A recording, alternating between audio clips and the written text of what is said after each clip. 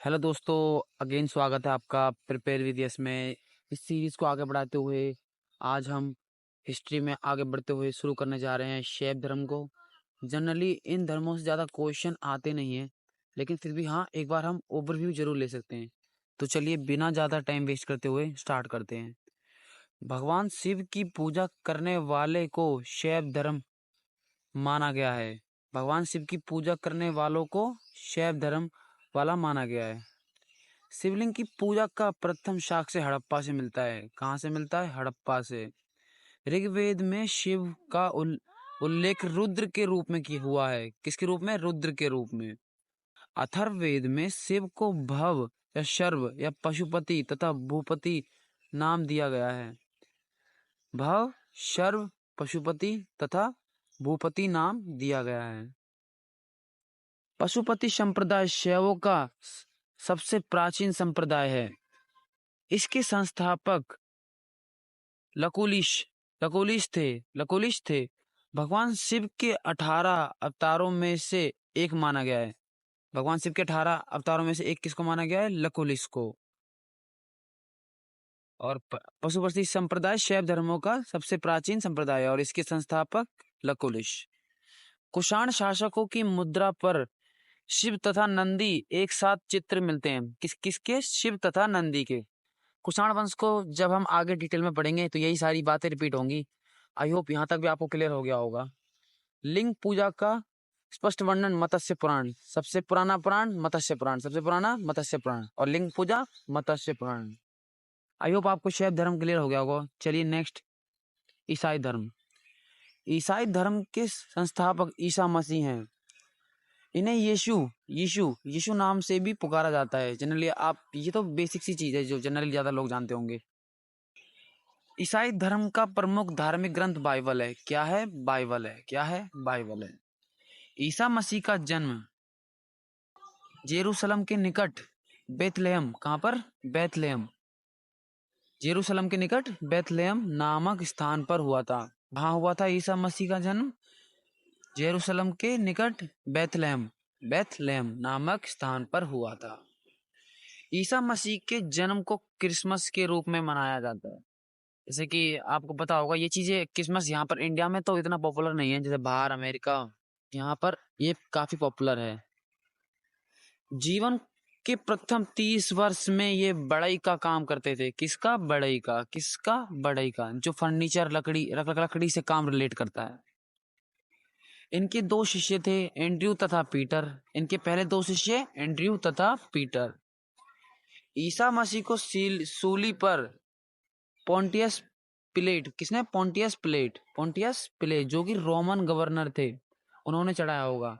जैसे कि I hope इतना भी आपको क्लियर हो गया होगा। ईसाई धर्म का प्रमुख चिन्ह क्रॉस है। अच्छा, ये प्रमुख चिन्ह क्यों है? क्योंकि आपने देखा होगा चर्च में टॉप पर ईसा मसीह के हाथों में इस तरह से सुई गाड़ी गई थी कि उनको एक क्रॉस साइन में खड़ा खड़ा किया गया था। तो इसलिए इनका प्रमुख चिन्ह क्रॉस है। आई होप आपको ईसाई धर्म भी क्लियर हो गया होगा। तो चलिए नेक्स्ट, इस्लाम धर्म। यहाँ से क्वेश्चन आ सकते हैं, ये काफी अच्छा धर्म है। इस्लाम धर्म के संस्थापक हजरत मोहम्मद साहब हैं। अच्छा, हजरत मोहम्मद साहब थे कौन? इनको इस्लाम धर्म का संस्थापक कहा जाता है। जैसे कि गौतम बुद्ध हो गए, बौद्ध धर्म की शिक्षाओं को बताया और उसको फैलाया। इसी तरह इन्होंने अल्लाह की जो कुरान से जो बातें थी उन्हीं को अपनी शिक्षा के तहत लोगों के बीच में फैलाया। इसीलिए इन्हें इस्लाम धर्म का संस्थापक कहा जाता है। इनका जन्म 570 ईसा पूर्व में मक्का में हुआ था। कहाँ हुआ था? मक्का में हुआ था। इनके पिता का नाम अब्दुल्ला तथा माता का नाम अमीना था। क्या था? इनके पिता का नाम अब्दुल्ला तथा माता का नाम अमीना था। आई होप इतना भी क्लियर हो गया होगा आपको। चलिए नेक्स्ट, हजरत मोहम्मद साहब को 610 ईसा पूर्व में मक्का के पास हीरा नामक गुफा में ज्ञान प्राप्त हुआ। कहाँ ज्ञान प्राप्त हुआ था? हीरा नामक गुफा में। कितनी टाइम पर? 610 ईसा पूर्व में। कब? 610 ईसा पूर्व में हीरा नामक गुफा में। मोस्ट इंपॉर्टेंट है, इसको आप नोट कर सकते हैं। 622 ईसा में पैगंबर पैगंबर के मक्का से मदीना की यात्रा को इस्लाम धर्म में हिजरी संवत के नाम से जाना जाता है। किसको हिजरी संवत के नाम से जाना जाता है? अच्छा, ये इस पॉइंट का मैं एक बार आपको एक्सप्लेन कर देता हूँ। 622 ईसा पूर्व में जब इनको ज्ञान की प्राप्ति हो गई थी और ये काफ़ी प्रचलित हो गए थे, इनकी काफ़ी चर्चाएं हो रही थी, तो यहूदी जो लोग थे उन्होंने इनका विरोध किया और इनको मक्का छोड़ के मदीना जाना पड़ा। जब ये मक्का छोड़ के मदीना गए, उसी चीज़ को हिजरी संवत के नाम से जाना जाता है। हिजरी संवत होता क्या है? हिजरी संवत इस्लामिक कैलेंडर होता है, जैसे कि हमारा होता है कैलेंडर विक्रम सप्त ये कैलेंडर होता है, इनका भी हिजरी संवत होता है, जिसके तहत ये जानते हैं कि मुस्लिम कम्युनिटी है उसके फेस्टिवल्स, त्योहार या कि रमजान, ये सब चीज़ें उसके अंदर बताई जाती है। आई होप आपको इतना भी क्लियर हो गया होगा। हजरत मोहम्मद साहब की शादी 25 वर्ष की आयु में खादिजा नामक विधवा से हुई। किससे हुई? खादिजा नामक विधवा से हुई। हजरत मोहम्मद साहब की पुत्री का नाम फातिमा तथा दामाद का नाम हजरत अली था। पुत्री फातिमा, दामाद हजरत अली। इस्लाम धर्म का प्रमुख धार्मिक ग्रंथ कुरान है। क्या है? कुरान है। हजरत मोहम्मद साहब की मृत्यु 632 ईसा पूर्व में हुई तथा इन्हें मदीना में दफना गया था। कहाँ दफना गया था? मदीना में। कहाँ पे? मदीना में, क्योंकि मक्का छोड़ के मदीना आ गए थे। हजरत मोहम्मद साहब की मृत्यु के बाद इस्लाम धर्म दो भागों में विभाजित हो गया, एक शिया और एक सुन्नी। किस किस में? शिया व सुन्नी में। शिया कौन थे? मोहम्मद साहब के दामाद की शिक्षाओं में विश्वास करते थे। शिया कौन थे? जो मोहम्मद साहब के दामाद की शिक्षाओं में विश्वास करते थे। और सुन्नी जो मोहम्मद साहब के कथनों व कार्यों पर विश्वास करते थे। सुन्नी तो वो थे जो मोहम्मद साहब की बातों को मानते थे, और शिया वो थे जो मोहम्मद साहब के दामाद की बातों को मानते थे। आई होप आपको इतना भी क्लियर हो गया होगा। बातों से मीन्स है कि इनकी शिक्षाओं से, इनकी दोनों की अलग अलग शिक्षाएं थी और दोनों लोगों की अलग अलग मत थे, तो इसी तरह इस्लाम धर्म दो भागों में बट गया था। अली की हत्या 661 ईसा पूर्व में कर दी गई। अली के पुत्र हुसैन की हत्या 480 ईसा पूर्व में करबला इराक में कर दी गई। अली कौन है? ये है हजरत अली मोहम्मद साहब के दामाद। उनकी और उनके पुत्र की हत्या कर दी जाती है। अब उत्तराधिकार की कमी, तो आगे चलते हैं। हजरत मोहम्मद साहब के उत्तराधिकारी खलीफा कहलाए। क्या कहलाए? खलीफा। इट मीन्स खलीफा एक पद आ गया जो कि हजरत मोहम्मद साहब के मृत्यु के बाद आया। इस्लाम जगत में खलीफा पद 1924 ईसा पूर्व तक रहा, क्योंकि इसी वर्ष इसको तुर्क शासक मुस्तफ़ा कमाल पाशा ने समाप्त कर दिया। किसने समाप्त किया था खलीफा पद? मुस्तफ़ा कमाल पाशा ने समाप्त किया था। किसने? मुस्तफ़ा कमाल पाशा ने। तो चलिए नेक्स्ट अब हम पारसी धर्म की ओर चलते हैं। जनरली यहाँ से भी ज़्यादा क्वेश्चन नहीं आते हैं, लेकिन फिर भी हाँ, एक बार इसका ओवरव्यू ले सकते हैं, पढ़ सकते हैं इसे एक बार, क्योंकि जो कि आपको क्लास में थोड़ा पता चले कि हाँ पारसी धर्म भी कुछ है। पारसी धर्म के संस्थापक जरयुष्ट जो ईरानी थे। कहाँ के थे? ईरानी थे। कौन थे? जरयुष्ट। इनकी शिक्षाओं का संकलन जैन अवेस्ता, किसने? जैन अवेस्ता नामक ग्रंथ में है। किस ग्रंथ में है? जैन अवेस्ता नामक ग्रंथ में है, जो पारसियों का प्रमुख धार्मिक ग्रंथ है। पारसियों का प्रमुख धार्मिक ग्रंथ कौन सा है? जैन अवेस्ता। पारसियों का एक मुख्य त्योहार नौरोज है। क्या है? नौरोज, जो कि बलबन ने प्रारंभ कराया था। जैसे कि आप मिडाइवल हिस्ट्री में पढ़ेंगे, जैसे कि मैं आपको इससे नेक्स्ट में, अगर जैसे कि ये सीरीज बढ़ेगी धीरे धीरे, वैसे मैं आपको करा दूंगा। पारसी धर्म एकाधी देवादी, क्या है? एकाधी देववादी धर्म है। क्या है? एकाधी देववादी धर्म है। इनके अनुयायी एक ईश्वर अहूर मजदा को मानते हैं। किसको मानते हैं? अहूर मजदा को मानते हैं। आई होप आपको पारसी धर्म भी क्लियर हो गया होगा। तो चलिए नेक्स्ट, सिख धर्म। हाँ, ये बढ़िया धर्म है, यहाँ से काफ़ी क्वेश्चन बनते हैं। प्रीवियस ईयर में काफ़ी क्वेश्चन बने भी हैं, और इसको आपको डिटेल में पढ़ना चाहिए। सिख धर्म के संस्थापक गुरु नानक देव ने की थी। सिख धर्म की स्थापना किसने की थी? गुरु नानक देव ने की थी। ये सिखों के पहले गुरु थे। सिखों के पहले गुरु गुरु नानक देव थे। गुरु नानक देव मुगल बादशाह बाबर तथा हुमायूं के समकालीन थे। अच्छा, एग्जाम में क्वेश्चन ऐसा भी बन सकता है कि गुरु नानक देव किस मुगल कालीन शासक के समकालीन थे? तो किस किसके थे? बाबर तथा हुमायूं के समकालीन थे। गुरु नानक देव ने लंगर जैसे कि पंगत पंगत व्यवस्था का प्रचलन कराया था। इन्होंने ही अनेक संगत यानी धर्मशाला, जहाँ पर जनरली लोग रहते हैं, जहाँ पर बारात ठहरती हैं, आदमी ठहरते हैं, लोग ठहरते हैं, उसे ही धर्मशाला कहते हैं, किस स्थापित किए थे? किसने? गुरु नानक देव ने। लंगर लंगर तो आप आई होप समझते होंगे। नेक्स्ट, गुरु नानक देव का जन्म 1469 ईसा में हुआ। कहाँ कब हुआ था? 1469 ईसा पूर्व में तलवंडी नानकाना ननकाना साहिब में हुआ था। कहाँ हुआ था?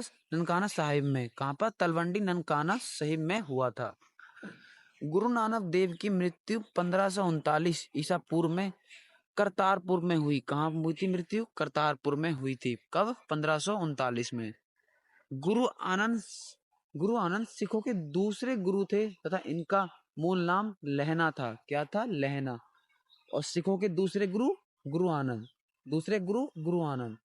गुरुमुखी लिपि का आरंभ गुरु आनंद ने किया। किसने की थी गुरुमुखी लिपि का आरंभ? गुरु आनंद ने की थी, जो कि सिखों के दूसरे गुरु थे। इन्होंने लंगर व्यवस्था को स्थायी बनाया। अच्छा, स्थायी से क्या अर्थ है? इट मीन्स ये अब रेगुलर चलेगी। इट मीन्स एक मतलब एक पक्का कर दिया कि ये होनी जरूरी है। इस तरह स्थायी मतलब कि पक्का कर दिया कि ये होनी जरूरी है। सिखों के तीसरे गुरु अमरदास थे। कौन थे? अमरदास थे। गुरु अमरदास ने हिंदू मान्यताओं के विपरीत अनेक कार्य प्रारंभ किए। इट मीन्स इनकी हिंदू जो मान्यताएं थी उनसे इनका 19-20 का आंकड़ा था। आई होप इतना समझ गए होंगे। इन्होंने सिखों के लिए हिंदू के अलग एक विवाह पद्धति बनाई जिसे लवन कहते हैं। लवन कहते हैं। लवन किसे कहते हैं? जो हिंदू के विपरीत एक विवाह पद्धति है। विवाह पद्धति को लवन कहते हैं सिख धर्म में, जो हिंदू से अलग विवाह पद्धति है। एक बार अकबर ने गुरु अमरदास से मुलाकात की और इनकी पुत्री बीबी भानी से कई गांव दान में दिए थे। क्या दिए थे? कई गांव दान में दे दिए थे। और अकबर ने इनसे मुलाकात की थी और इनकी पुत्री बीबी भानी। आई होप आपको इतना भी क्लियर हो गया होगा। चलिए नेक्स्ट।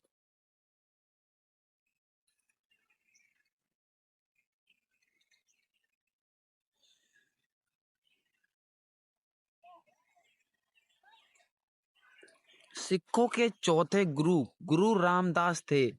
अकबर ने गुरु रामदास की पत्नी बीबी भानी को 500 बीघा जमीन भी दी थी। गुरु रामदास ने इसी जमीन पर अमृतसर जलाशय तथा अमृतसर शहर की स्थापना की।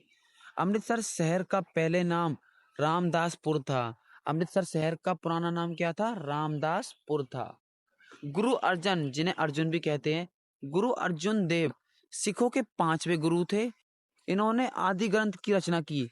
अच्छा, ये आदि ग्रंथ क्या होता है? आदि ग्रंथ, जैसे कि आदि ग्रंथ वो है जिसमें सिखों के 10 गुरुओं के बारे में बताया गया है तथा उनकी शिक्षाओं के बारे में बताया गया है। जैसे कि हमारी गीता है जिसमें हिंदू धर्म की शिक्षाएं होता है, हिंदू धर्म के कर्मकांड, हिंदू धर्म के बारे में सब कुछ बताया गया है। उसी तरह ये सिखों का आदि ग्रंथ, जिसमें कि सिखों के 10 गुरु तथा उनकी शिक्षाओं के बारे में बताया गया है। मुगल बादशाह जहांगीर ने गुरु अर्जुन देव की हत्या 1606 ईसा पूर्व में राजकुमार खुसरो की सहायता से के कारण करवा दी। क्योंकि गुरु अर्जुन देव ने राजकुमार खुसरो की सहायता की थी, इसलिए जहांगीर ने इनकी हत्या करवा दी। किसने? जहांगीर ने। सिखों के छठे गुरु गुरु हरगोविंद थे। कौन थे? गुरु हरगोविंद थे। इन्होंने ही सिखों को एक सैन्य संगठन का रूप दिया तथा अकाल तख्त का निर्माण भी कराया। क्या कराया था? अकाल तख्त का निर्माण भी कराया था। अच्छा, एक बार मैं आपको अकाल तख्त को एक्सप्लेन कर देता हूँ। अकाल तख्त इट मीन्स ये इनका एक कोर्ट है, सिख धर्म का कोर्ट है, जहाँ की ये अपने राजनीतिक तथा धार्मिक मामलों को निपटाते हैं। सिखों के सातवें गुरु हर राय थे तथा इन्होंने दारा सिखों को सहयोग प्रदान किया था। किसको? दारा सिखों को सहयोग प्रदान किया था। इसको हम जब आगे मिडाइवल हिस्ट्री पढ़ेंगे उसमें ज्यादा डिटेल में जानेंगे। इन्होंने किसको सहायता दी थी? दारा सिखों को, जो कि औरंगजेब का भाई था।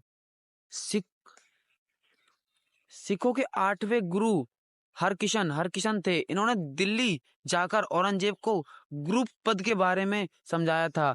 इनकी मृत्यु चेचक से हुई थी। किससे हुई थी? चेचक से हुई थी। और इन्होंने खास बात क्या की थी? औरंगजेब को गुरु पद के बारे में बताया था। किस पद के बारे में? गुरु पद के बारे में बताया था।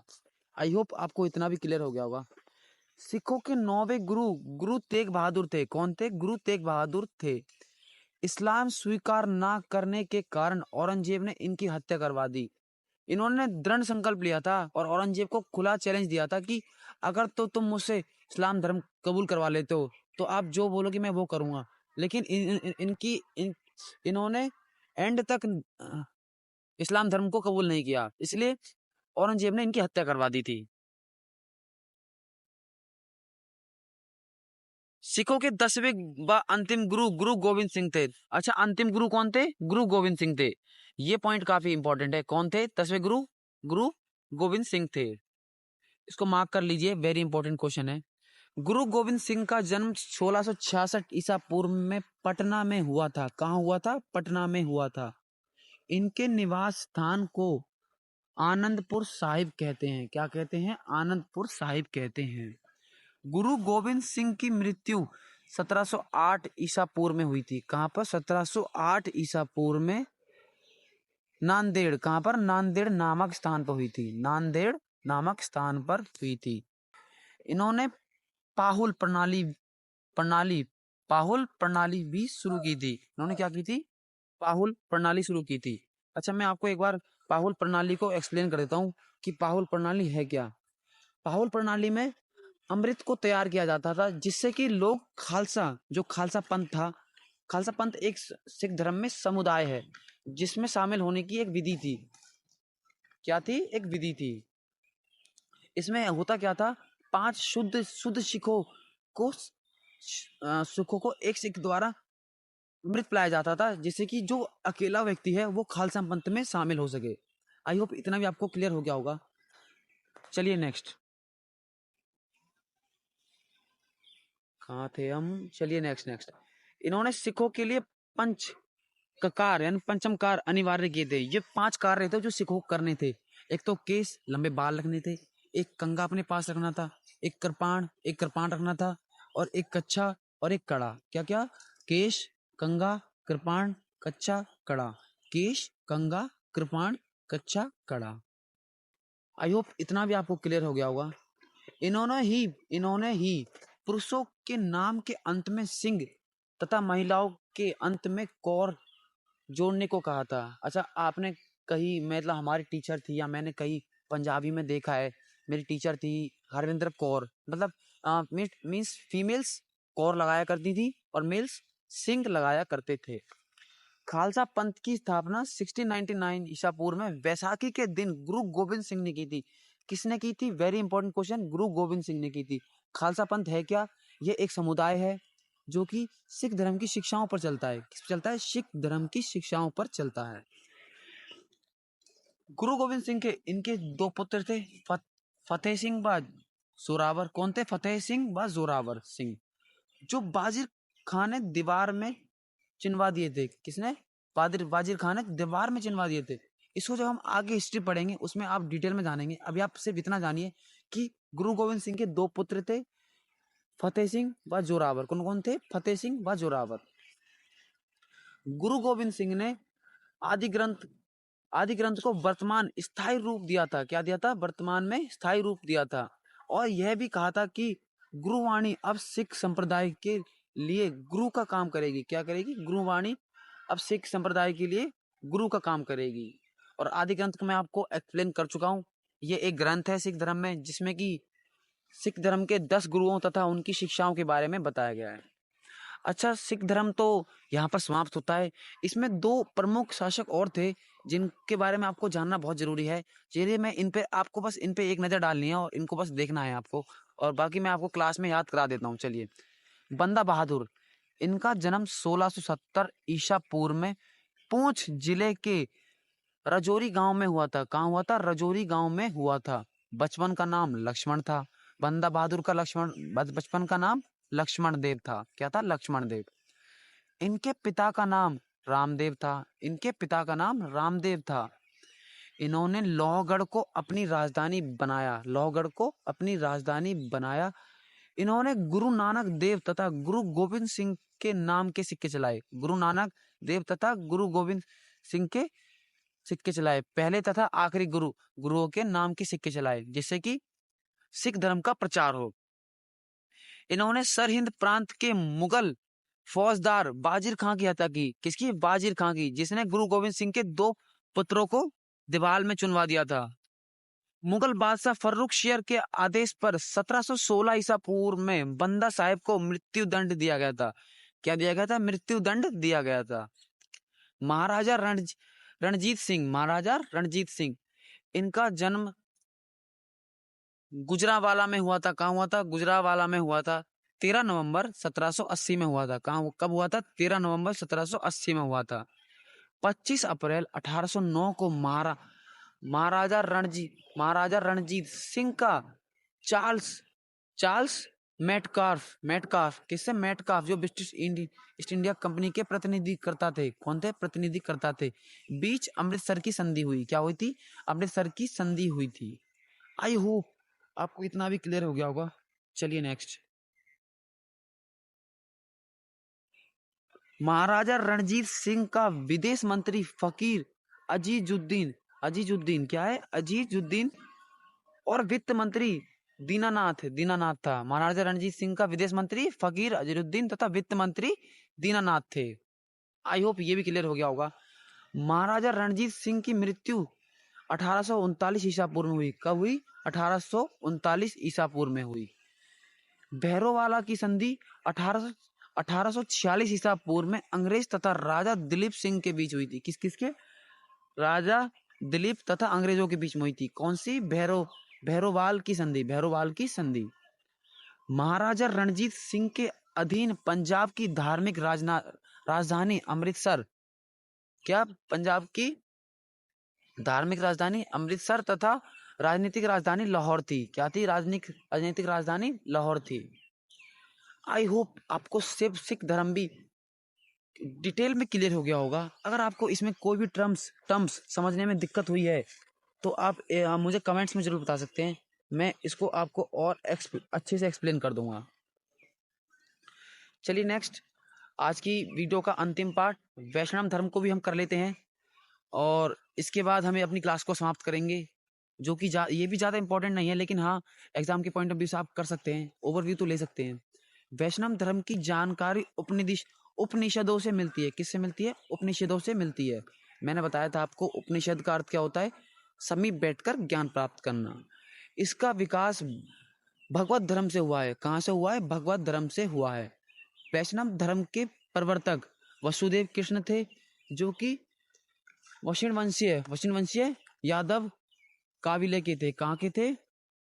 वशिण वंशीय यादव कबीले के थे। इनका निवास स्थान मथुरा था। कहाँ था? कहाँ रहते थे? मथुरा रहा करते थे। श्री कृष्ण का सबसे पहले उल्लेख छंदोग्य उपनिषद में मिलता है। श्री कृष्ण का सबसे पहले उल्लेख कहाँ मिलता है? छंदोग्य उपनिषद से मिलता है, जिसमें इनको देव की पुत्र कहा गया है। क्या कहा गया है? देव की पुत्र कहा गया है। श्री कृष्ण को छंदोग्य उपनिषद में क्या कहा गया है? देव की पुत्र कहा गया है। और अंगिसार का शिष्य भी बताया गया है। किसका? अंगिरस का शिष्य भी बताया गया है। विष्णु के 10 अवतार का उल्लेख मत्स्य पुराण में मिलता है। मत्स्य पुराण सबसे पुराना पुराण। अच्छा, कुछ मत हैं तथा कुछ आचार्य हैं, कुछ मत हैं जिन्होंने इनको दिया है, जिन्होंने कुछ आचार्य द्वारा दिया गया है क्रम से। विशिष्टाद्वैत, जैसे कि रामानुजाचार्य ने दिया है। किसने? रामानुजाचार्य ने दिया है। शुद्धोद्वैत क्या है? शुद्ध द्वैत सुद्वैत किसके द्वारा दिया गया है? वल्लभाचार्य, वल्लभाचार्य। द्वैत किसके द्वारा दिया गया है? मध्वाचार्य, मध्वाचार्य। द्वैताद्वैत, द्वैताद्वैत किसके द्वारा दिया गया है? द्वैताद्वैत किसके द्वारा दिया गया है? निवांगचीचार्य के द्वारा। किसके द्वारा? निवांगचीचार्य के द्वारा। आई होप आपको जो ये छोटे मोटे धर्म थे डिटेल में क्लियर हो गए होंगे, जिसमें कि सबसे प्रमुख सिख धर्म था, जहाँ से कि यहाँ क्वेश्चन बनने की ज़्यादा चांस है। ऐसा नहीं है जो बाकी धर्म है वो इम्पोर्टेंट नहीं है, सारे धर्म इम्पोर्टेंट है। अच्छा, मैंने सोचा है मैं आपकी क्विक रिवीजन को स्टॉप कर देता हूँ, क्योंकि इससे आपको ज़्यादा टाइम लगेगा। अगर आपको इस चीज़ को क्विक रिवीजन करने की अगर आपको चाहिए, मुझे एक बार कमेंट में ज़रूर बता दिएगा। मैं क्विक रिवीजन आपका दोबारा स्टार्ट कर देता हूँ, क्योंकि अब मैं थोड़ी बड़ी क्लास लेके आऊँगा, जिससे कि आपको ये बुक ख़त्म करने में जल्दी आसानी हो, और मुझे भी ये बुक जल्दी ख़त्म करवानी है। जल्दी ख़त्म करने से मतलब ये नहीं है कि मैं आपको कुछ चीज़ें नहीं बताऊँगा। मैं इसमें जो महत्वपूर्ण टर्म्स होती हैं जिनको आप नहीं समझ सकते, उनको मैं ज़रूर एक्सप्लेन करूँगा, जिससे कि आपके बीच में कन्फ्यूज़न ना रहे। बाकी इस क्लास को यहीं तक रखते हैं। नेक्स्ट हम शुरू करेंगे मगध राज्य से। जब तक के लिए tata, bye bye, take care, धन्यवाद।